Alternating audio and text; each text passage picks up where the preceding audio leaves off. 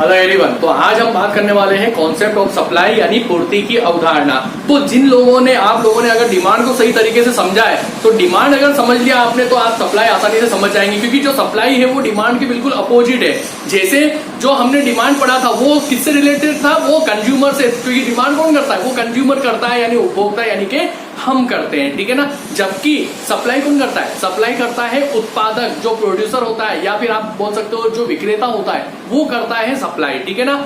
अब हर चीज में अपन देखेंगे, आप यहाँ पे कनेक्ट करके देखना कि हमने जो जो डिमांड में पढ़ा था वो चीज हम सप्लाई में भी पढ़ेंगे और बिल्कुल उसके अपोजिट क्या करेंगे, बिल्कुल उसके अपोजिट। तो आइए शुरू करते हैं। सबसे पहले कॉन्सेप्ट ऑफ सप्लाई में हम ये देखेंगे पूर्ति होती क्या है, सप्लाई होती क्या है। तो सीधी सी बात है, सप्लाई क्या होती है। सप्लाई एक विक्रेता करता है, एक उत्पादक करता है, यानी एक उत्पादक या विक्रेता वस्तु की जिस मात्रा को एक निश्चित कीमत या समय पर बेचने को तैयार है या बेचने को तत्पर है, उस मात्रा को बोलते हैं वस्तु की पूर्ति या पूर्ति मात्रा, ठीक है ना। अब यहाँ पर ये मैंने वर्ड क्यों बोला, आप ध्यान देना। विक्रेता एक निश्चित समय और कीमत पर वस्तु की जिस मात्रा को बेचना चाहता है या बेचने के लिए तैयार है वो पूर्ति कहलाती है। इस पे ध्यान देना हर वर्ड पे।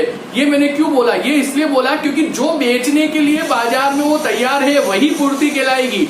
जो उसके पास स्टॉक में पड़ी है वो पूर्ति नहीं कहलाएगी, क्योंकि हो सकता है स्टॉक में उसके पास बहुत सारा माल पड़ा हो लेकिन वो बेचने के लिए थोड़ा बहुत ही लाया हो। फॉर एग्जांपल, यानी 1 क्विंटल एप्पल अगर किसी ने मंगाए और 1 क्विंटल एप्पल उसने अपने स्टॉक में रख रखे, लेकिन बेचने के लिए वो कितने लेकर आया है, वो लेकर आया है मान लो 50 किलो, वो लेकर आया है मान लो 40 किलो, तो वो जो 50-40 किलो वो जो बेचने के लिए लाया है वही पूर्ति कहलाएगी, जबकि वहां पे जो पड़ी है वो स्टॉक कहलाएगी।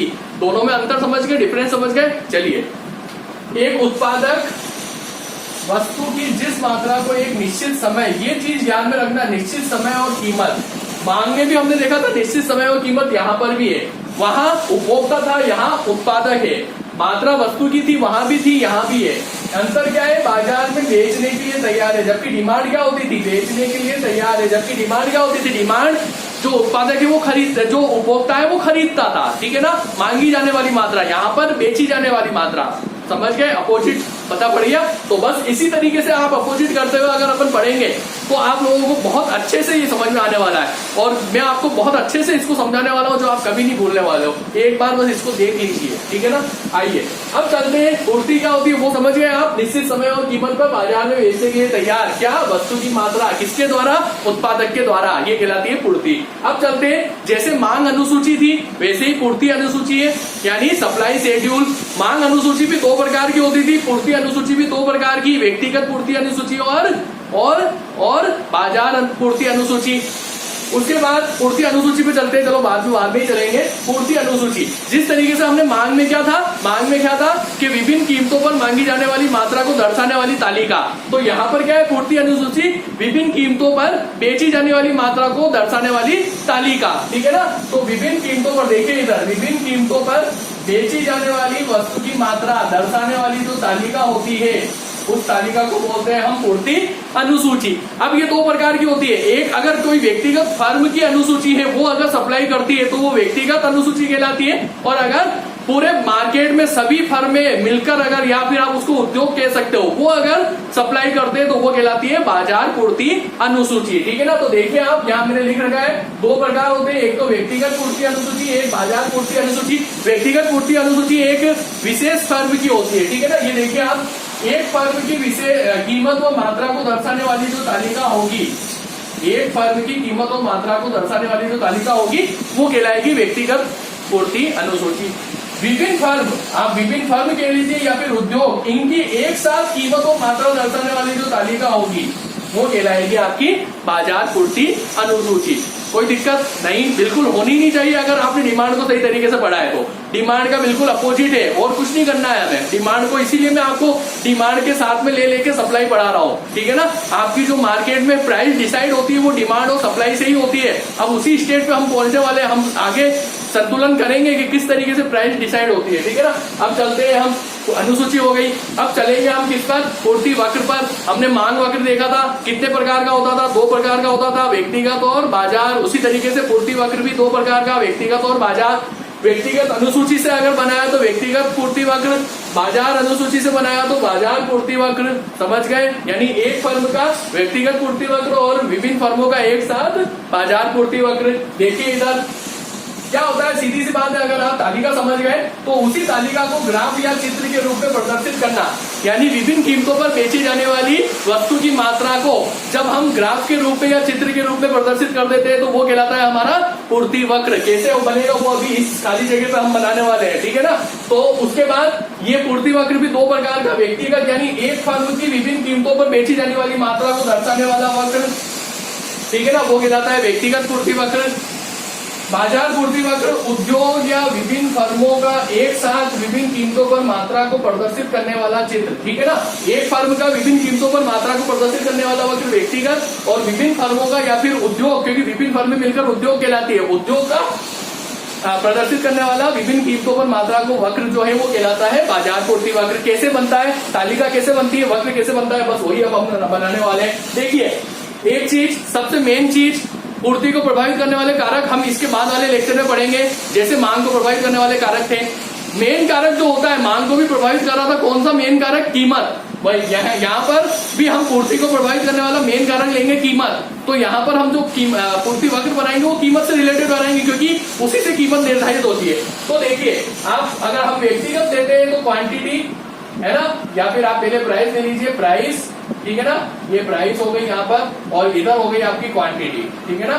ओके, अब देखिए व्यक्तिगत ले रहे हैं हम यहाँ पर, आप उसको व्यक्तिगत भी ले सकते हो। अगर व्यक्तिगत और बाजार लिखा हुआ नहीं आता है तो आप सिंपल पूर्ति तालिका और पूर्ति वक्र बना सकते हो। अगर लिखा हुआ आता है तो फिर आपको ये बताना है, कैसे बताना है कि मैं बता रहा हूँ, ठीक है ना।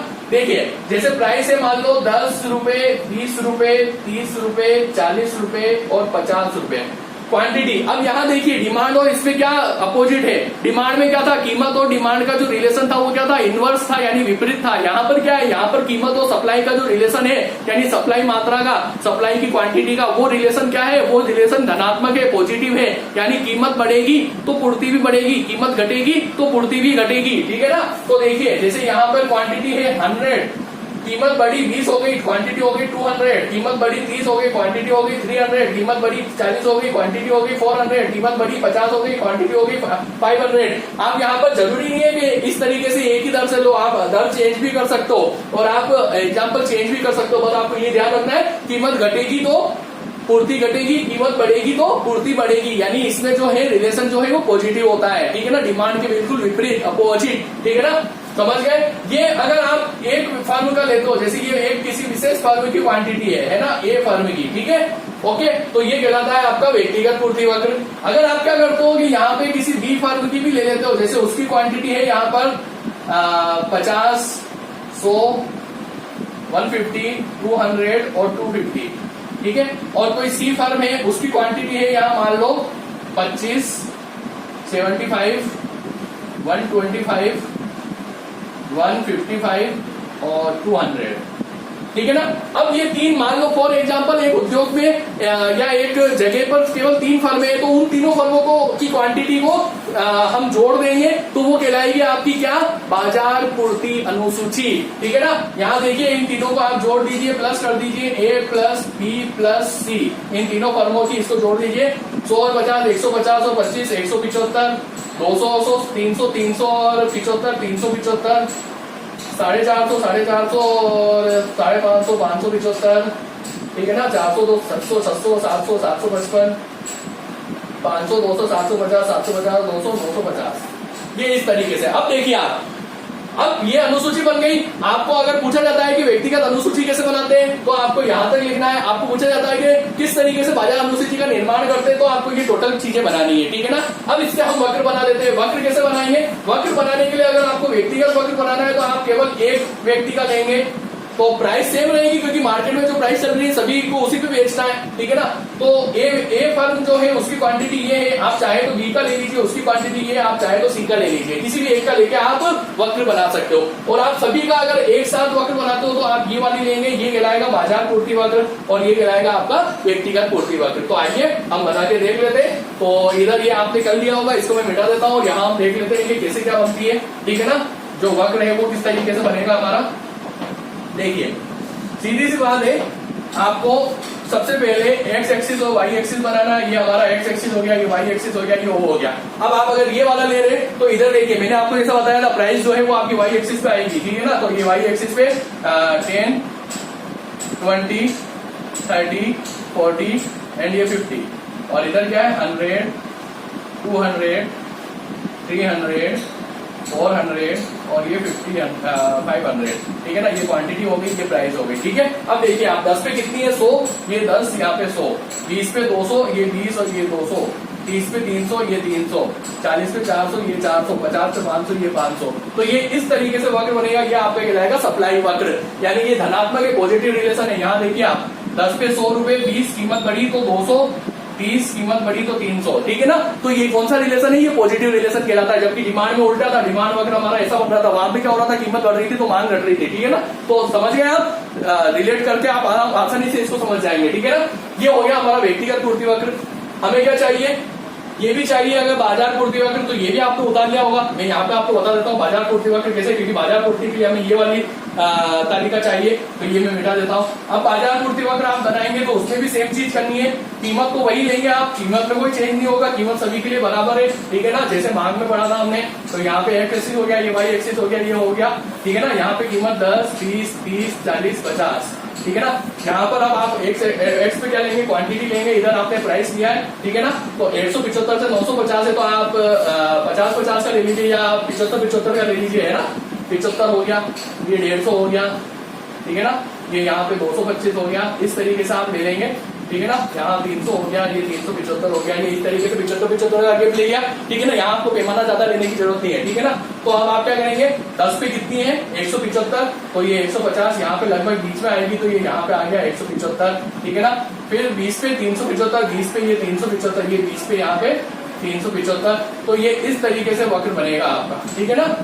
ओके, आगे जब आप और वैल्यू लेंगे तो इस तरीके से वक्र बनेगा। तो आप देखिए अंतर, देखिए अंतर क्या है कि ये वक्र ऐसा बना व्यक्तिगत का और व्यक्तिगत का, क्योंकि सब जुड़ गए तो ये वक्र थोड़ा धीमेदार वाला हो गया, ठीक है ना। तो वो क्वांटिटी पे डिपेंड करता है, उससे कोई फर्क नहीं पड़ता है। तो ये आपका बाजार पूर्ति वक्र, ये आपका व्यक्तिगत पूर्ति वक्र। आया समझ में? बिल्कुल आया होगा, नहीं आया होगा तो कमेंट बॉक्स में कमेंट करके बोलिए, व्हाट्सएप कीजिए मेरे को, ठीक है ना। अब चलते हैं अपन आगे। इसी के साथ में एक इससे रिलेटेड चीज है वो बता देता हूँ, ठीक है ना। उसके बाद नेक्स्ट वाले लेक्चर में हम देखेंगे इसके निर्धारित करने वाले तत्व और इसका शिफ्ट कैसे होता है। जैसे डिमांड का होता है शिफ्ट, वैसे ही जैसे डिमांड फलन होता है वैसे ही सप्लाई फलन भी, फंक्शन भी हम देखेंगे, ठीक है ना। अब देखिए सेम चीज जैसे हमने वहां लॉ ऑफ डिमांड पढ़ा था, वैसे यहाँ पर law of supply. Law of supply क्या होता है, लॉ ऑफ डिमांड क्या होता है, अन्य बातें समान रहने पर कीमत घटती है तो डिमांड बढ़ती है, कीमत बढ़ती है तो डिमांड घटती है। यहाँ पर क्या होगा, अन्य बातें समान रहने पर कीमत बढ़ती है तो पूर्ति भी बढ़ती है, कीमत घटती है तो पूर्ति भी घटती है, यानी पॉजिटिव रिलेशन, ठीक है ना। कोई दिक्कत नहीं होने वाली है आपको, ठीक है ना। ये देखिए आप, अन्य बातें समान रहने पर वस्तु की कीमत बढ़ती है तो पूर्ति भी बढ़ती है, यानी पॉजिटिव रिलेशन। कीमत घटती है तो पूर्ति भी घटती है, जबकि डिमांड में ऐसा नहीं था, बिल्कुल डिमांड का अपोजिट है ना, अपोजिट। यही कहा था मैंने आपको, उससे रिलेट करके पढ़ेंगे, आपको बिल्कुल समझ में आ जाएगा, ठीक है। अब यहाँ पर वही चीज अगर हम वक्र के रूप में देखना चाहें तो इस तरीके से आप वक्र बनाएंगे, है ना। ये वक्र बनाया आपने, यहाँ पर ये आपका एक तरीके से जब आप बनाना सीख जाएंगे तो आपको शेड्यूल की जरूरत नहीं पड़ेगी, आप इस तरीके से बनाएंगे, ठीक है ना। ये सप्लाई, ये आपकी प्राइस, ये आपकी क्वांटिटी, ये सप्लाई कर्व हो गया, ठीक है। अब यहाँ देखिए आप फॉर एग्जांपल आप इस जगह पर हो, है ना, आपकी क्वांटिटी है OQ और आपकी कीमत है प्राइस है OP, ठीक है ना। अगर कीमत बढ़ती है बढ़कर OP 1 हो जाती है तो सप्लाई भी बढ़ती है और बढ़कर OQ1 हो जाती है। हो रही है ना, कीमत बढ़ रही है PP1 और जो क्वांटिटी है वो बढ़ रही है QQ1, ठीक है ना। कीमत घटती है तो सप्लाई भी घट जाती है, ये P2 हो गई तो ये भी OQ2 हो गई। तो क्या हो रहा है, ये क्या बता रहा है, ये वक्र क्या बता रहा है, ये बता रहा है हमारा लॉ ऑफ सप्लाई। क्या बता रहा है, लॉ ऑफ सप्लाई, ठीक है ना। तो ये होता है पूर्ति का नियम, ठीक है ना। पूर्ति के नियम में भी कुछ मान्यताएं होती है जो हमें याद रखनी पड़ती है। अन्य बातें समान रहना, यानी उपभोक्ता की आय समान रहे, रुचि समान रहे, पसंद समान रहे, लोगों का इंटरेस्ट समान रहे, तो अन्य बातें समान रहे, यानी उन मान्यताओं को हमें मानना पड़ता है, ठीक है ना। जो उपभोक्ता है, जो उत्पादक है, वो विवेकशील होना चाहिए, ठीक है ना। तो वो चीज होती है उसको अकॉर्डिंग, इसीलिए तो ये लिखा है यहाँ पर, अन्य बातें समान रहने पर ठीक है ना, यानी हमें रिलेट सिर्फ कीमत से करना है। अन्य बातें यानी संबंधित वस्तु की कीमत हो, उत्पादन की तकनीक हो, है ना, साधन की कीमतें हो, ये निर्धारित करती है सप्लाई को। इन सबको हमें क्या मान लेना है, इन सबको हमें स्थिर मान लेना है। तो ये कहलाता है हमारा लॉ ऑफ सप्लाई, ठीक है ना, समझ गए आप इस चीज को।